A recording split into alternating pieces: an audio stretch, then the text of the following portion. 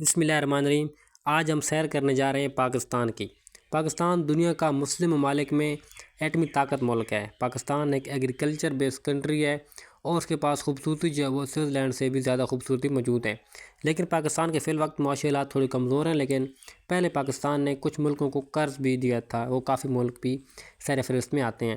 پاکستان کے پاس خوبصورت مقامات کون کون سے ہیں اور پاکستان کب سے معاشی مشکلات کا سامنا ہے، اور پاکستان کی جو فوج ہے وہ کتنے نمبر پر آتی ہے، اور اس کے ساتھ ساتھ پاکستان کے پاس کون کون سے قدرتی وسائل ہیں، اس کا رقبہ کتنے ہے، پاکستان فی الوقت کن حالات سے گزر رہا ہے، پاکستان کی زراعت کیسی ہے، جتنے بھی یہ سوالات ہیں تو آپ کو جوابات اس ویڈیو میں مل جائیں گے۔ تو ویڈیو شروع کرتے ہیں۔ آپ چینل کو سبسکرائب کر لیں، ویڈیو کو لائک کر دیں، ویڈیو کو مکمل دیکھیں، آپ کو مزہ آئے گا۔ کرتے ہیں پورے پاکستان کی سیر۔ پاکستان کا اصل نام اسلامک ریپبلک آف پاکستان ہے۔ اس کا مطلب ہے پاک لوگوں کی سرزمین۔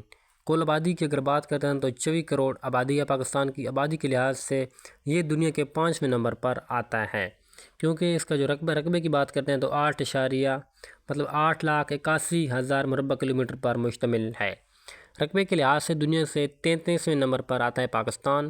پاکستان کی بات کر لیتے ہیں بارڈر کی کہ کون کون سے بارڈر لگتے ہیں۔ مغرب میں ایران، شمال مغرب میں افغانستان اور شمال مشرق میں چائنا اور جنوب مشرق میں انڈیا واقع ہے۔ پاکستان کی قومی زبان اردو ہے، لیکن یہاں پر 8% اردو بولی جاتی ہے، باقی زیادہ تر ملک جو ہے وہ پنجابی ہی بولتا ہے۔ آزادی کے وقت اس کی جو آبادی تھی تقریباً 3 کروڑ تھی۔ 1990 سے لے کر 2002 تک آبادی میں کافی اضافہ ہوا، لیکن مذہبی یہاں پر مکمل طور پر آزادی ہے۔ 96% مسلم ہیں، باقی جو 4% ہے وہ غیر مسلم بھی یہاں پر آباد ہیں۔ دوسرے ملک مسئلہ کوئی دوسرے مذہبوں کے لوگ بھی یہاں پر آباد ہیں۔ لیکن کھیوڑا جو مائن ہے یہ دنیا کی مشہور اور دوسرے نمبر پر مائن آتی ہے اور پاکستان کا خوبصورت ترین مقام بھی ہے۔ فٹ بال کی اگر بات کرتے ہیں تو پوری دنیا کو جو 8% فٹ بال بنایا جاتا ہے وہ پاکستان ہی بنا کر دیتا ہے، اور فٹ بال بنانے میں سب سے آگے ہے۔ اور جو فیفا ورلڈ کپ ہوا تھا قطر کے اندر، اس میں بھی جو فٹ بال استعمال ہوا ہے وہ پاکستان کا ہی بنایا ہوا ہے۔ فٹ بال کی جو فیکٹریاں وہ زیادہ تر سیالکوٹ میں بنائی گئی ہیں، اور گھروں میں بھی لوگ سیالکوٹ میں فٹ بال بناتے ہیں۔ اسی طرح تعلیم کی بات کرتے ہیں تو تعلیم کی شرح یہاں پر صرف 60% ہے، اور دوسرے ملکوں سے نسبت کافی کم ہے۔ پاکستان کے ٹرک جو ہیں وہ پوری دنیا میں مشہور ترین ٹرک سمجھے جاتے ہیں۔ ان کے اوپر کی کے نشق و نگار جو ہیں وہ کافی خوبصورت نظر آتے ہیں۔ پاکستان کے حالات جو ہیں معاشی طور پر تھوڑے کمزور ہیں، لیکن 1960 میں اس نے جاپان کو بھی قرض دیا تھا، جو کہ جاپان اب دنیا کا دوسری یا تیسرے نمبر پر اس کی معیشت ہے، کافی خوبصورت ملک بن چکا ہے اور معیشت بھی اس کی کافی مضبوط ہے۔ لیکن دوسری جنگ عظیم کے بعد وہ بالکل تباہ ہو چکا تھا، اور پاکستان 1960 کو جاپان کو قرض دیا تھا۔ جاپان کے علاوہ پاکستان نے 1963 کو جرمنی کو بھی تقریباً $25 ملین کا قرض دیا تھا۔ اگر پاکستان کی بات کرتے ہیں سٹیل مل کی، تو یہاں پر ایک مشہور ترین سٹیل مل بھی ہے، جو کہ 1970 میں سٹیل مل بنائی گئی تھی۔ 20ویں صدی کے آخر تک یہ ایشیا کی سب سے بڑی سٹیل مل بن گئی تھی، مطلب کہ پوری ایشیا کی سب سے بڑی سٹیل مل بن گئی تھی پاکستان کے اندر جو تھی، جس نے چائنا، انڈیا اور جاپان کو بھی پیچھے چھوڑ دیا تھا۔ یہ ایک سال میں 1.1 ملین ٹن کی پروڈکشن کرتی تھی، لیکن بدقسمتی سے 21ویں صدی میں اس کے اندر جو ہے وہ زوال آنا شروع ہو چکا تھا۔ لیکن پاکستان کی بات کرتے ہیں تو زراعت کے حساب سے بھی اللہ پاک نے پاکستان سے زراعت جیسی نعمت سے بھی نوازا ہوا ہے۔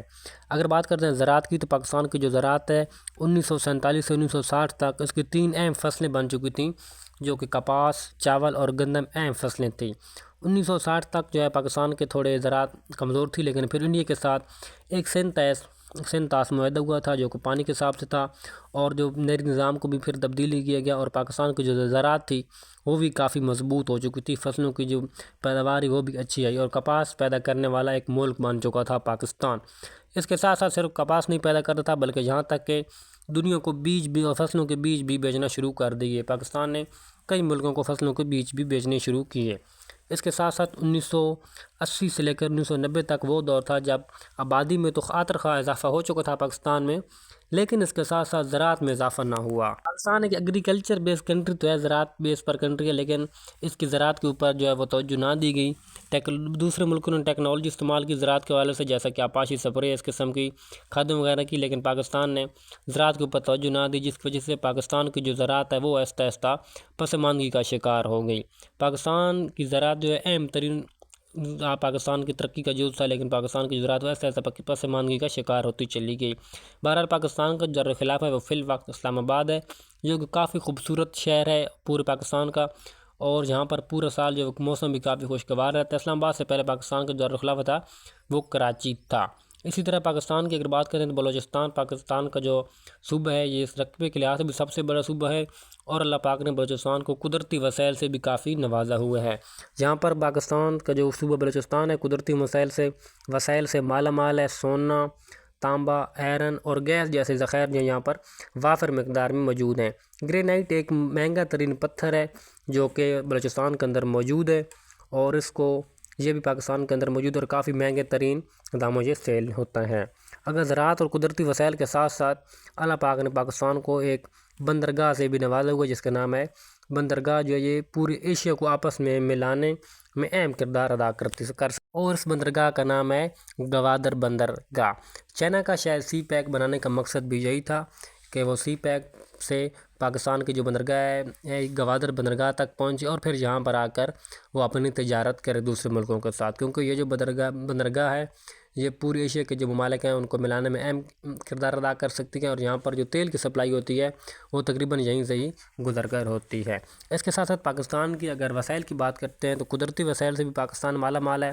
نمک پاکستان پورے ملک کو، پوری دنیا کو بلکہ ایکسپورٹ کرتا ہے، اور اس کے ساتھ ساتھ یہاں پر قدرتی وسائل بھی کافی زیادہ ہیں، لیکن بدقسمتی سے پاکستان کی تھوڑے حالات اس قسم کے ہیں، تھوڑی عوام بھی اس قسم کی ہے کہ یہاں پر تھوڑی ترقی جو ہے وہ بہت کم ہوتی جا رہی ہے۔ ہماری دعا ہے کہ اللہ پاک پاکستان کو ہمیشہ شاد و آباد رکھے، اور پاکستان کے جو حکمران ہیں اور پاکستان کی جو عوام ہے ان کی بھی اللہ پاک ہدایت عطا فرمائے۔ پاکستان زندہ باد۔